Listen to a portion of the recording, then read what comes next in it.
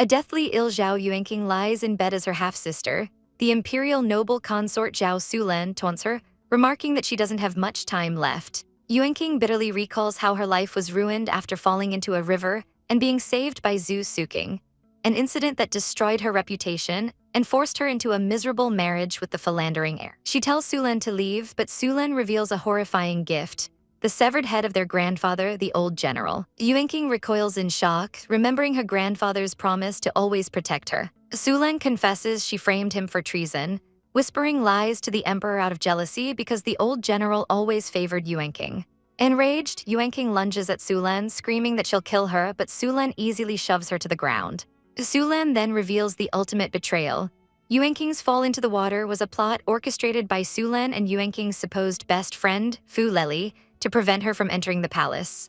As a final blow, Sulan informs her that her husband is divorcing her for alleged infidelity before ordering guards to drag her away. Thrown out into the rain, Yuanqing finally understands the depth of Sulan's hatred and curses her enemies, swearing to return as a vengeful spirit to exact her revenge. As she lies dying, Sulan's voice echoes with news of her family's utter destruction.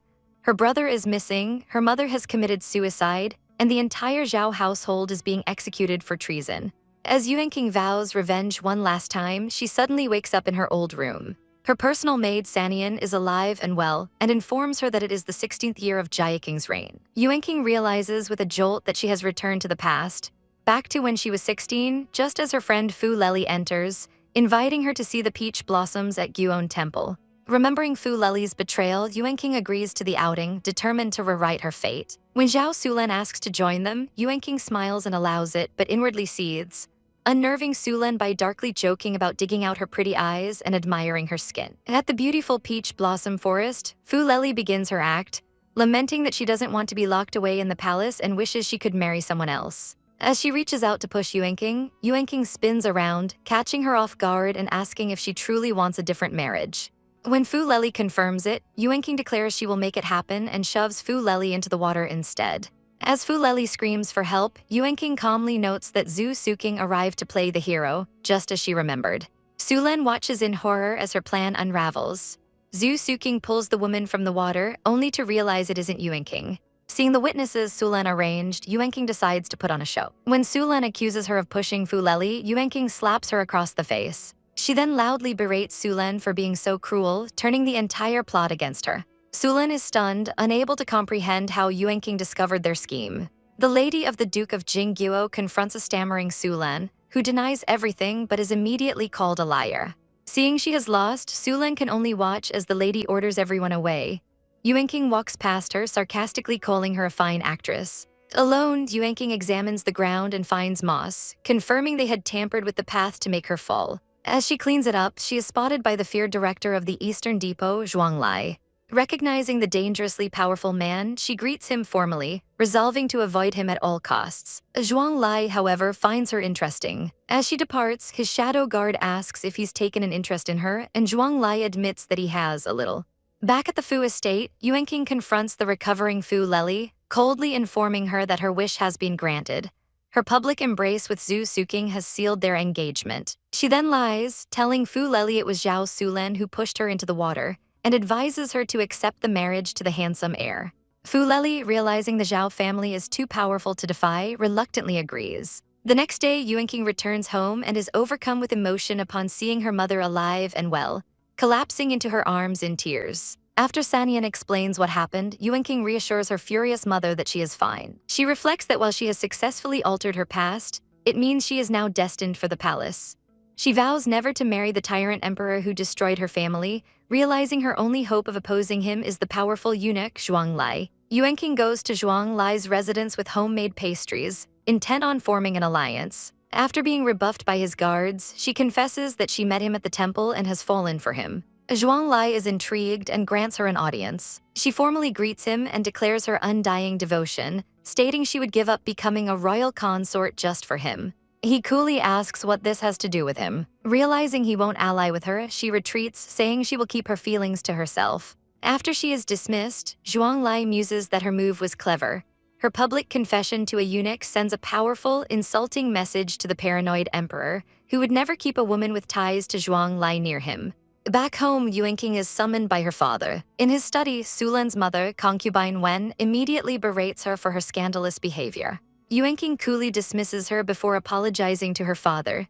To concubine Wen's shock, her father's anger melts away and he gently comforts Yuening, guessing she must be troubled. He later assures Yuening that if this incident helps her avoid the consort selection, it may be a blessing, and warns that the Xiao family will not tolerate insults from anyone. Sulan, learning that Yuening has escaped punishment, seethes with rage. In the imperial palace, Emperor Kai Zeli is furious at Yuening's public display of disrespect and resolves to teach her a lesson. The next day, Yuening is stopped in the palace by the arrogant 10th princess. The princess declares that she dislikes Yuening and gives her the choice of slapping herself or being slapped. Yuening refuses the punishment and the princess orders her attendants to seize her. Having been trained in combat, Yuening easily incapacitates the attendants. She then audaciously claims she did it for the princess's own good, enraging the young royal. As the princess throws a tantrum, her nanny arrives and accuses Yuening of disrespecting the royal bloodline, asking if she only honors the Xiao family.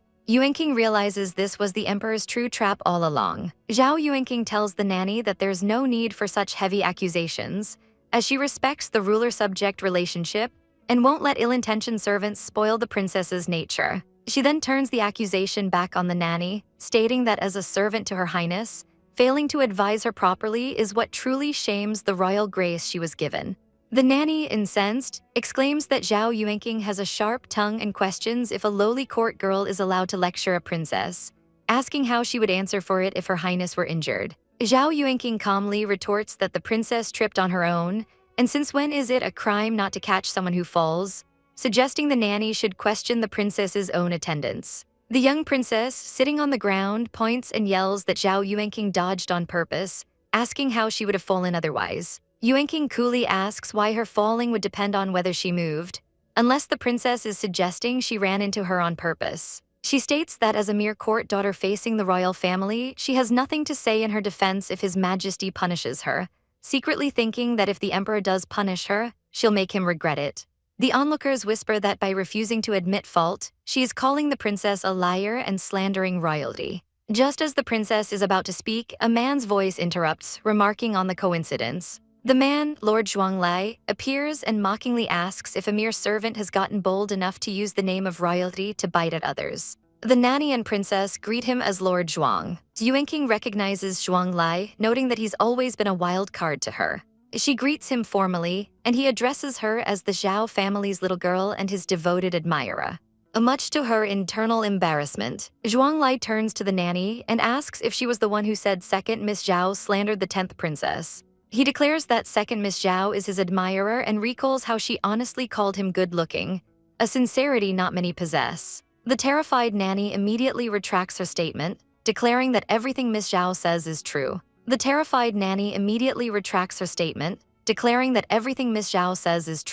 Zhuanglai then corners her again, asking if she is now saying the princess lied, a sin of accusing royalty. The nanny stammers that she didn't mean that, as Yuening observes how Zhuanglai can leave people trembling with just a few words. Zhuanglai continues his theatrical speech, saying that after 20 years, he finally has a beautiful, talented admirer, and it would be very embarrassing for him if she were to lose even a single strand of hair.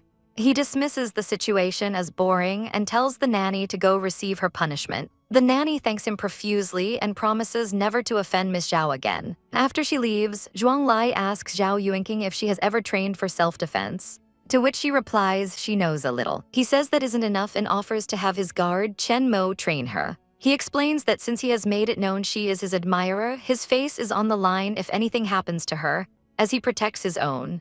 Yuening thinks that while it feels comforting when he faces her enemies, it's nerve-wracking when he speaks directly to her. She thanks him but politely declines, stating she can protect herself. Impressed by her composure, Zhuanglai says she's not bad and that there's no need to meet the emperor today.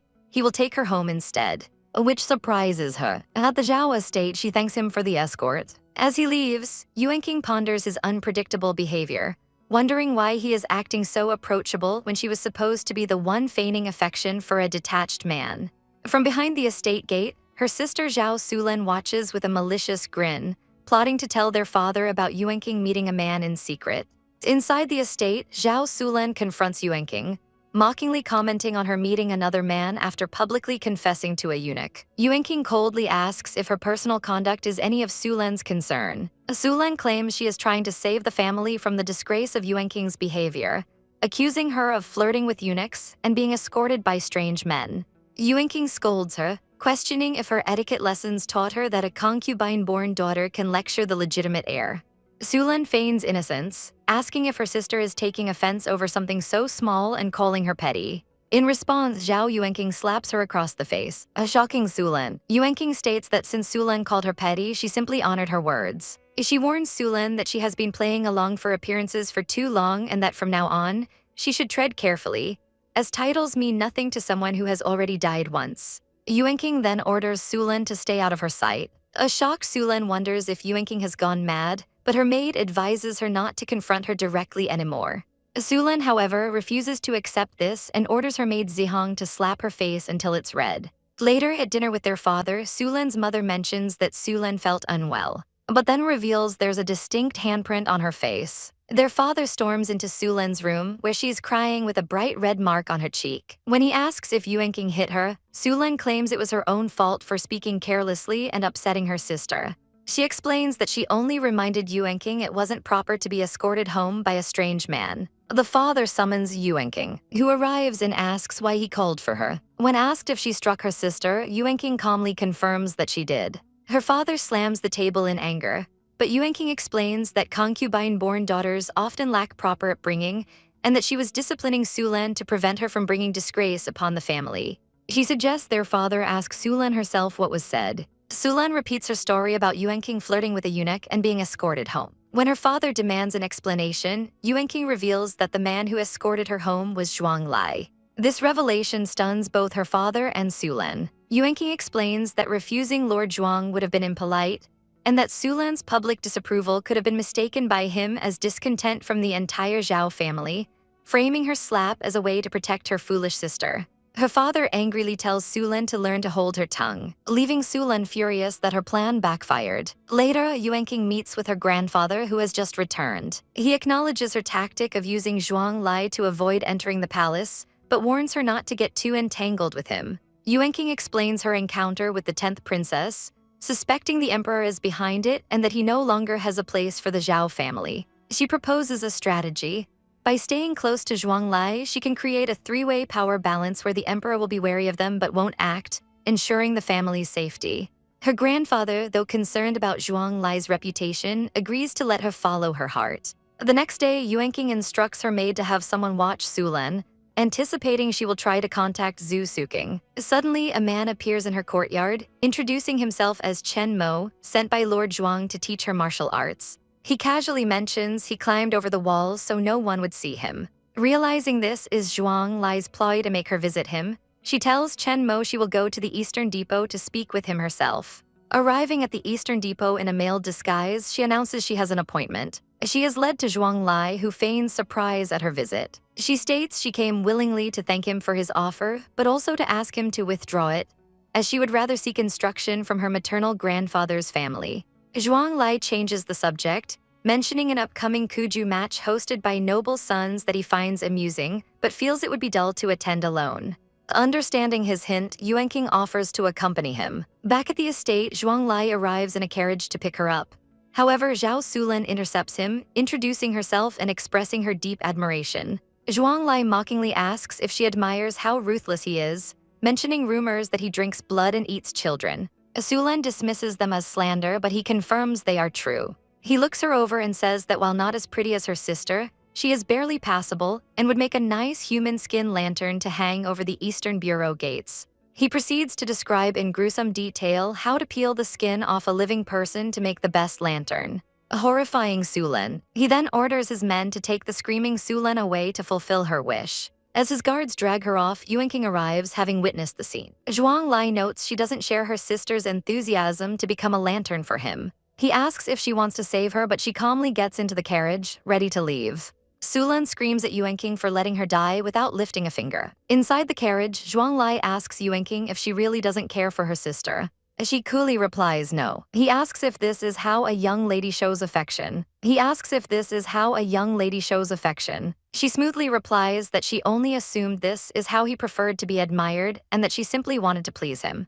Upon arriving at their destination, Zhuang Lai takes her hand, noting it's the first time he's touched a lady's hand and asking if they are all as soft as hers, causing Yuening to be flustered that a eunuch just flirted with her. A man from the Zhu family greets Zhuang Lai and Zhao Yuening at the Kuju tournament grounds, offering Zhuang Lai a special seat with a better view. Zhuang Lai declines, stating he is simply there to accompany Miss Xiao and is concerned she won't be able to talk with her sisters if her family is seated too far away.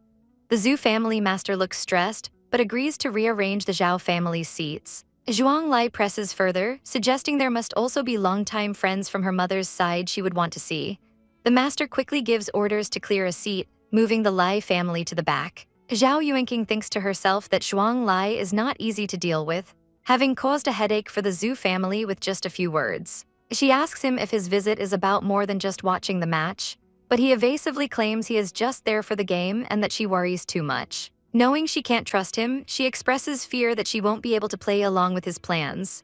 He reassures her of their unspoken understanding, adding that knowing everything ahead of time spoils the fun. Elsewhere, the third daughter of the Fu family, Fulei, listens as another girl comments on how kindly Zhuang Lai treats Xiao Yuening, predicting she will rise quickly in the palace with his support. Fulei scoffs, resentful that Yuening ruined her chance and has now latched onto a better connection.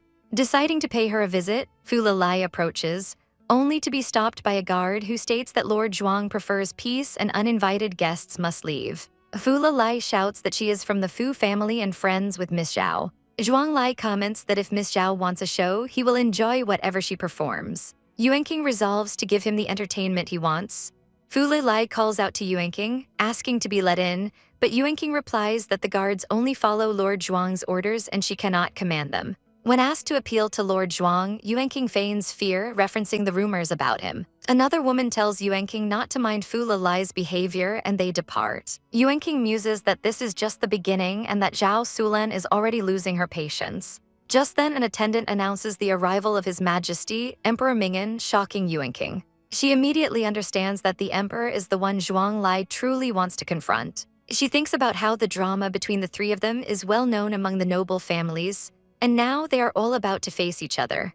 She tells Zhuang Lai she is not as bold as him and never planned to challenge the emperor so openly, but he simply tells her to watch as the show is just getting started.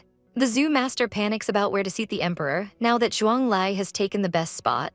The emperor, upon learning Zhuang Lai is present, decides to find him personally, fuming that Zhuang Lai is doing this on purpose. He approaches their table and asks what brings Zhuang Lai to such a lively event. After formal greetings, Zhuang Lai states he is there as Lady Zhao's escort. Annoyed that he is being used to provoke the emperor, Yuening stays silent as the Kuju match begins. Zhuang Lai offers her a pastry and she accepts. Seeing this, the emperor asks Lady Xiao to explain the rules of the match to him, knowing she is his chosen future empress. Zhuang Lai then suggests that she seems tense and should go join her sisters. Wanting to avoid the confrontation, Yuening agrees and takes her leave. Zhuang Lai watches her go, thinking she is heartless. The emperor offers to find someone to explain the game, but Zhuang Lai declines, saying some things only matter when the right person says them. Meanwhile, Yuening joins her sister and notices Zhao Sulan nearby, thinking that the appetizer she prepared is ready. In a tea house, Fulei learns from her maid that Zhao Sulan has been secretly meeting with her betrothed, Heir Zhu. They follow them to a private room where Sulan is crying to the heir about their forced separation. He declares that he has only ever wanted to marry her. As they embrace, Fulei kicks the door open, calling them a wretched, shameless pair of adulterers. She orders her guards to tie them up. The heir threatens her, but she retorts that since he wronged her first, she will strip them both, tie them together, and throw them onto the street.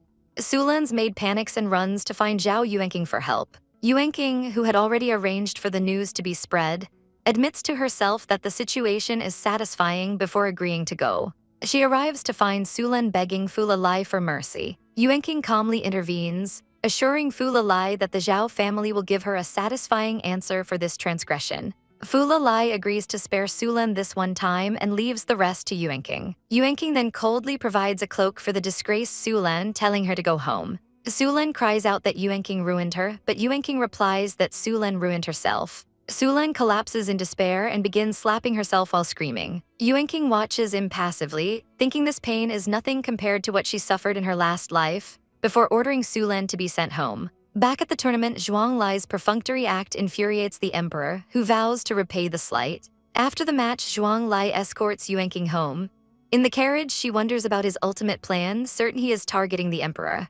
As she arrives home, concubine Wen, Sulan's mother, lunges at her, screaming that she will kill her for ruining her daughter. The matriarch's attendant intervenes, and concubine Wen is ordered to be locked in the ancestral hall with Sulan. In the matriarch's chambers, the old woman thanks Yuening for saving the family's reputation and decides they must apologize to the Fu family. Later, it is revealed that Fulei still agreed to marry heir Zhu, but with strict conditions. No concubines for a year, she holds the household reins, and the betrothal gifts must be doubled.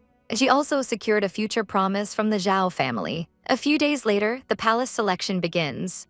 Yuening tells her mother she is merely going through the motions, as the emperor will likely drop her because of her association with Zhuang Lai. As she stands before the Meridian Gate, she reflects that she has chosen a new path and will hold her fate in her own hands. A woman introducing herself as Nanny Lai of Xiu Palace addresses the newly arrived palace candidates, informing them she is in charge of their lodging and will answer any questions they have. She immediately lays down their first lesson, to watch their words and actions within the palace. When one of the women looks up defiantly, Nanny Lai sharply rebukes her, stating that this is not the outside world and any pride they held must be discarded. She commands all of them to lower their heads as they stand in the courtyard. The candidates soon begin whispering amongst themselves about a grand escort approaching, but Nanny Lai quickly silences them. A procession appears carrying a man in an ornate sedan chair who orders his bearers to halt. The man, Lord Zhuang, looks down from his chair and remarks on the coincidence of seeing second Miss Xiao there.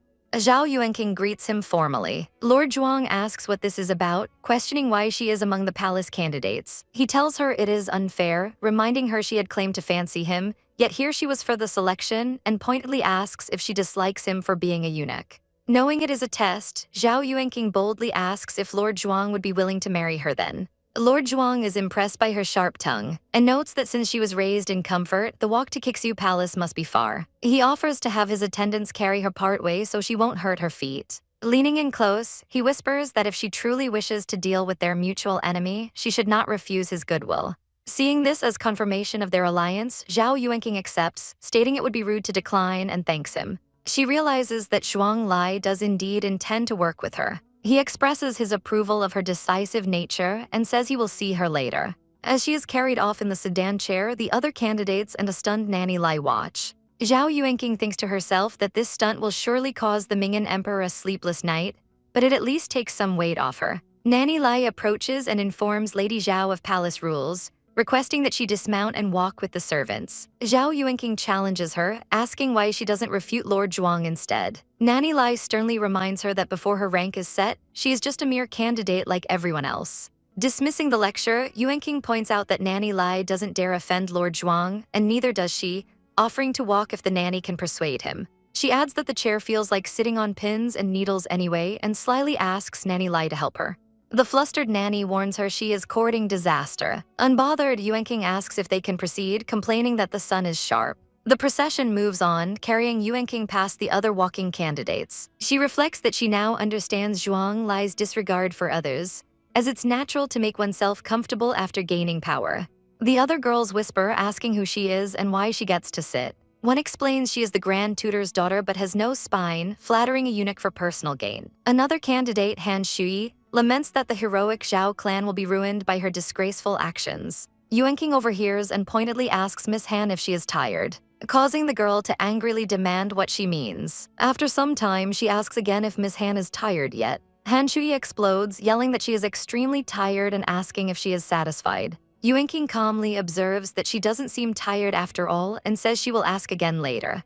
Continuing on her way, she once more calls out, asking if Miss Han is tired and complaining about sitting alone. When she gets no answer, she announces she will ask again in a bit. Finally, she asks one last time if Miss Han is tired yet. Han Shui snaps, screaming that she is extremely tired and demanding to know if she's satisfied. Yuening calmly points to the space beside her and invites her to sit together, but then feigns realization, saying she cannot give up a seat personally granted by Lord Zhuang and tells Miss Han to keep being tired.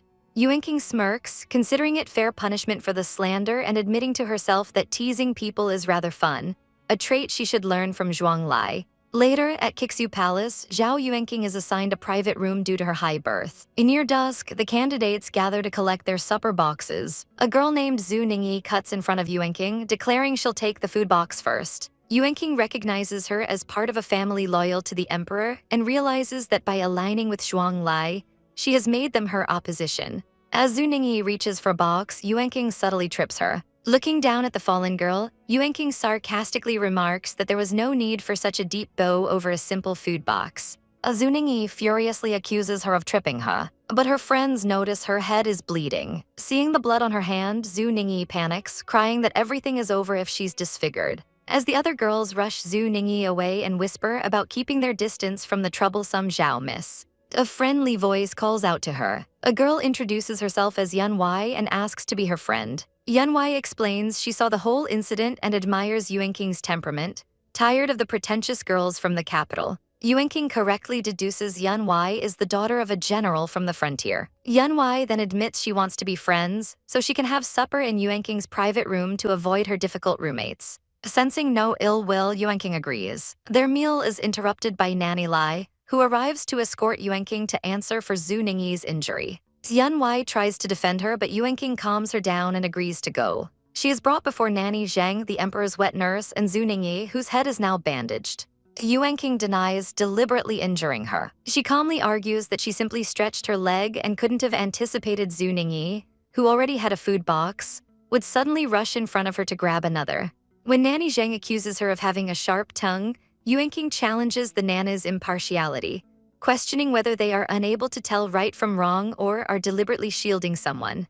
She declares she will not stay silent in the face of injustice. Realizing they cannot punish Yuenking without repercussions, the other Nanas declare the incident a simple misunderstanding, overrule Nanny Zheng and send the girls to rest. As Yuenking leaves, Zhu Ningyi glares after her, vowing revenge. Yuenking reflects that she is no longer bound by propriety like in her past life and will live freely. News of the incident reaches Lord Zhuang, who is amused by her temperament. Annoyed that she was bullied under his nose, he orders his attendant and Sheng to smooth things over with the Nanas from the Bureau of Rights and to prepare his palace residence, as he intends to move back in to ensure she lives in comfort, as if at home. The next day, eunuchs deliver a lavish breakfast to Yuenking on Lord Zhuang's orders. Her new friend Yanwei joins her and they eat together while Zhu Ningyi watches from a distance, consumed with jealousy. Later, during etiquette training, the instructor, Nanny Wang, exempts Yuenking from practice as a favor to Lord Zhuang. Zhu Ningyi publicly questions this special treatment,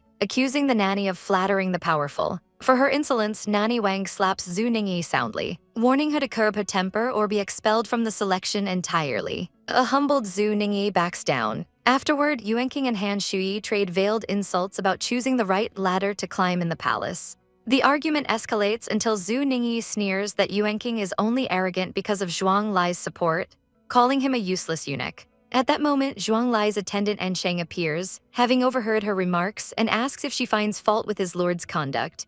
Yuenking watches with interest, curious to see how he will handle the situation. Eunuch Ansheng rebukes Lady Zhu for her line of questioning, stating that Lord Zhuang summoning a candidate privately violates palace rules and is not thorough at all. Flustered, Lady Zhu finds herself in a no-win situation with her answers. Ansheng warns her that as someone aiming to be a mistress of the harem, she'd best learn the rules.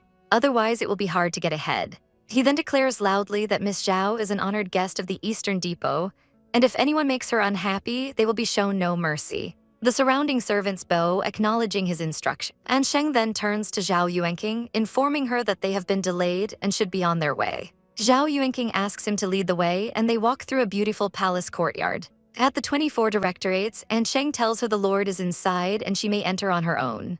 Entering the ornate room, Yuenking sees Zhuanglai waiting for her and announces her arrival. He greets her and she formally bows, offering greetings to Lord Zhuang. He tells her to dispense with the formalities and sit, commenting that the palace's dress doesn't suit her. As she sits, she wonders why he would bring that up, and he continues, suggesting the palace is dreadfully dull and that the Eastern Depot is much more fun. She quietly asks why he is saying this, her mind racing. This leads her to the shocking conclusion that he must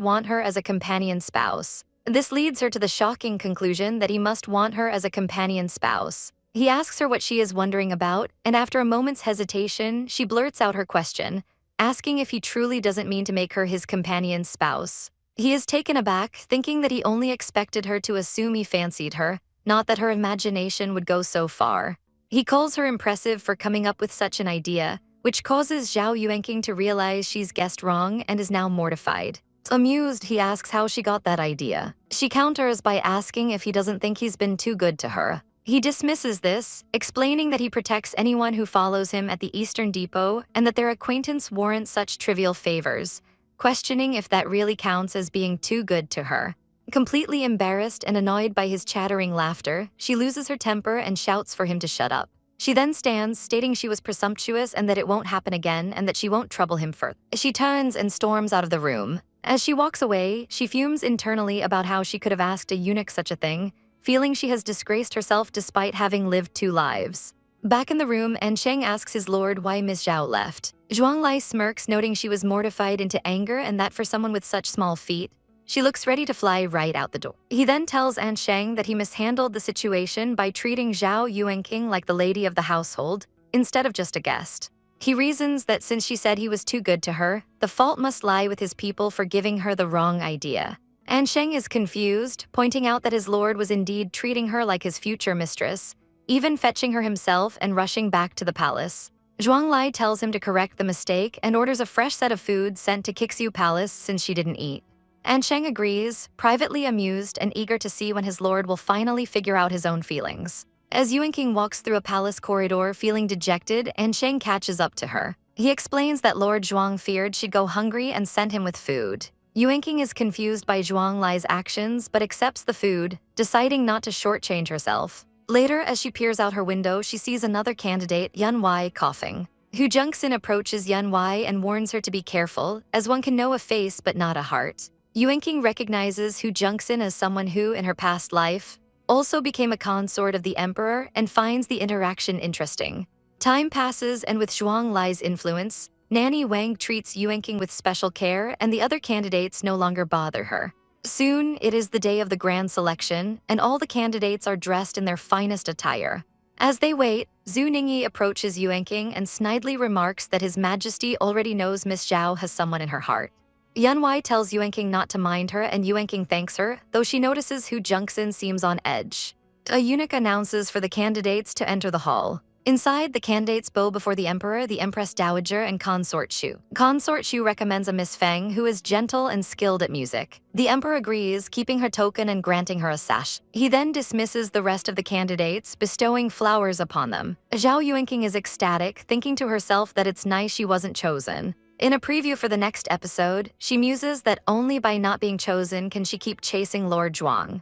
The unselected candidates, including a beaming Yuanqing, are escorted out of the palace gates. She sees Zhuang lie waiting and approaches him. She smiles and tells him it's because only by not being chosen can she keep chasing him. She smiles and tells him it's because only by not being chosen can she keep chasing him. Zhuang Lai quietly muses that she will be quite a nuisance to handle. Yuanqing feels a profound sense of relief, realizing she has truly altered the beginning of her fate by avoiding marriage to Zhu Suking and entry into the palace. She bows and sincerely thanks Lord Zhuang for playing along. He tells her she fought for all of this herself and that he only played a small part. She insists he is worthy of her bow for lending a hand. He replies that if she truly wishes to thank him, a single bow won't do. When she asks what he would prefer, he says he'll have to think about it.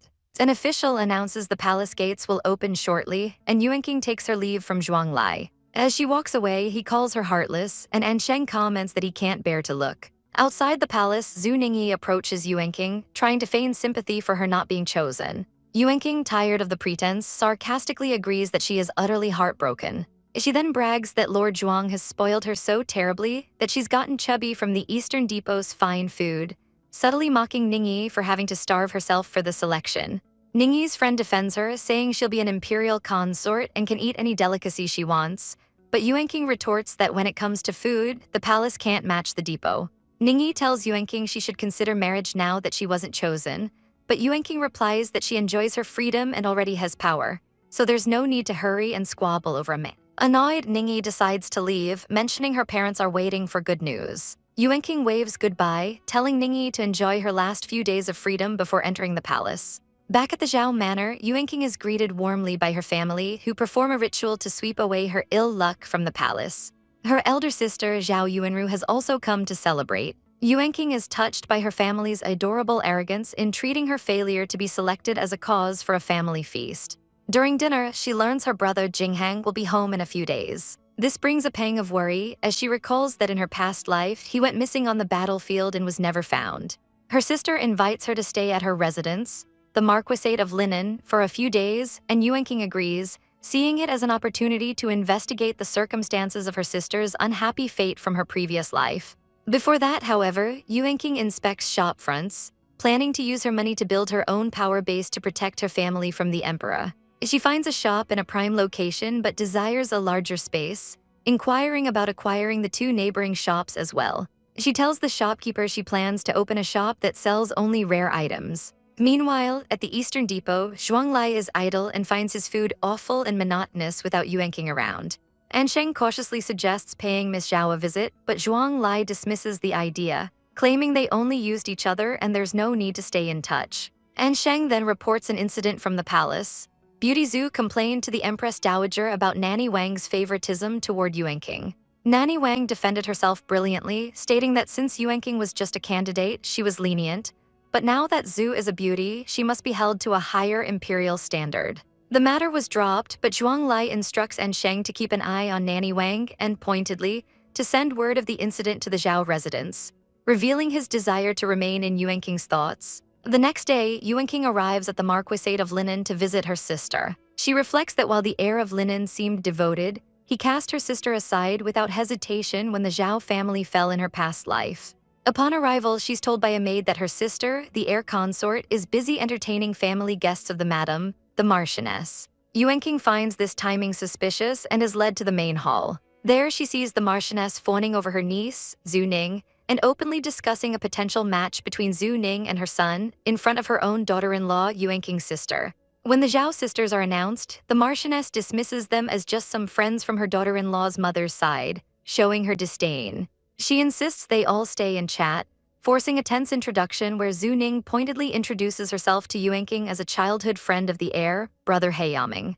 The Marchioness brushes off the incident, saying Yuening is new to this and will be fine once she's more familiar with their ways. Yuening, however, is furious that her sister is being blamed for Yang Zuning's breach of decorum and decides to take her sister away from the awkward situation. She politely informs the Marchioness that since she has guests, they won't intrude and she'd like to borrow her elder sister for a private chat, subtly smoothing things over while making her point. The Marchioness agrees and Yuanru leads Yuening and their younger sister away. Outside, Yuanru chides Yuening for coming over herself instead of waiting for the maid, knowing full well she came to back her up. Yuening asks who the guests were, and Yuanru explains that the Marchioness is anxious to find a concubine for her son, Lin Heiyaming, since she has been unable to produce an heir after 3 years of marriage. However, Heiyaming has refused all attempts, insisting his firstborn son must be from his principal wife, which is why his mother is now resorting to old acquaintances. Despite the mother-in-law's meddling, Yuanru assures Yuening that Heiyaming treats her well. Later, the three sisters are joined by Lin Heiyaming for dinner. He warmly welcomes his sisters-in-law, and the youngest playfully asks if she can sleep with her big sister, to which Heiyaming teasingly replies that she's all his by night. A servant interrupts to inform Heiyaming that his mother requests his presence for dinner with Miss Yang. Heiyaming dismisses the servant, stating that whoever invites a guest should be the one to entertain them and that he is busy hosting his own guests. He tells the servant that if his mother is unhappy, she can have his father accompany them instead. Witnessing this, Yuening is reassured that her brother-in-law genuinely stands up for her sister. After dinner, the three sisters walk in the garden and Yuanru calls for pastries and some of her home-brewed peach blossom wine. A maid of Yang Zuning's approaches and demands a share of the wine for her lady, but the servant refuses, stating the special brew is reserved only for the honored Zhao ladies. The indignant maid runs off to tell her mistress. Soon after, Yang Zuning herself appears with her entourage, interrupting the sisters. She comments on the wonderful smell of peach blossom wine, but Yuening coolly replies that it isn't peach blossom wine and wonders aloud why she would think so. Their youngest sister chimes in, pointing out that it's the wrong season for peach blossoms and the scent is clearly that of peach fruit. Undeterred, Zuning asks to sit and have a taste, but Yuening bluntly tells her they don't like interruptions. Zuning then asks Yuanru if she dislikes her, to which Yuenru calmly replies that it's only their second meeting, so she has no strong feelings either way.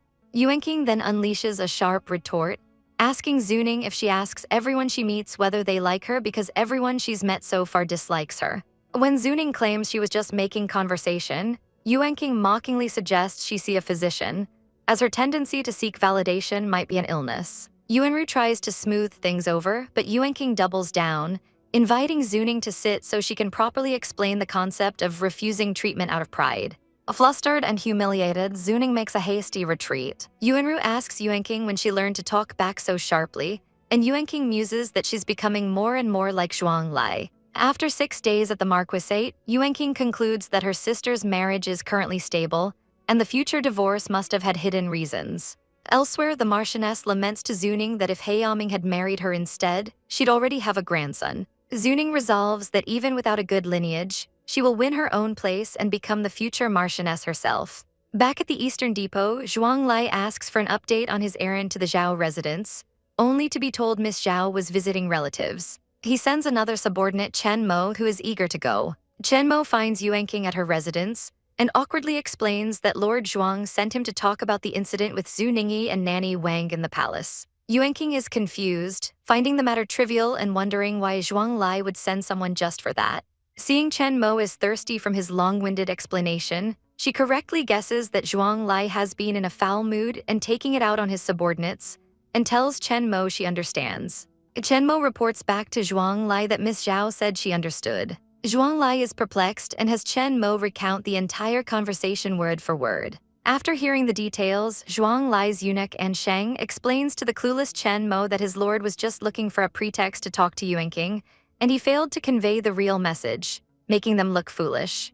Zhuanglai orders Sheng to go to the Xiao residence himself the next day with a gift to properly explain and apologize. Meanwhile, Yuenking finalizes the purchase of 2 adjoining shops for her new venture. She learns from one of the shopkeepers, Chen, that he is selling his shop to pay for his wife's mysterious illness. He offers to buy her a gift, but she declines, saying she should be the one buying him something. She then gets to work drawing up the plans to combine the 2 shops. True to her word, she later asks an imperial physician to examine the shopkeeper's wife, whose condition begins to improve. All this time, Zhuanglai waits for a message from Yuenking that never comes. Finally losing patience, he's informed that she has been seen at the Kiryu residence, a jewelry shop. Annoyed that she has time for trinkets but not for him, he goes there himself. He has the entire shop cleared out, leaving only a surprised Yuenking. He sarcastically greets her, asking what has caught her eye and declaring that he'll buy whatever she likes just to toss it around for fun.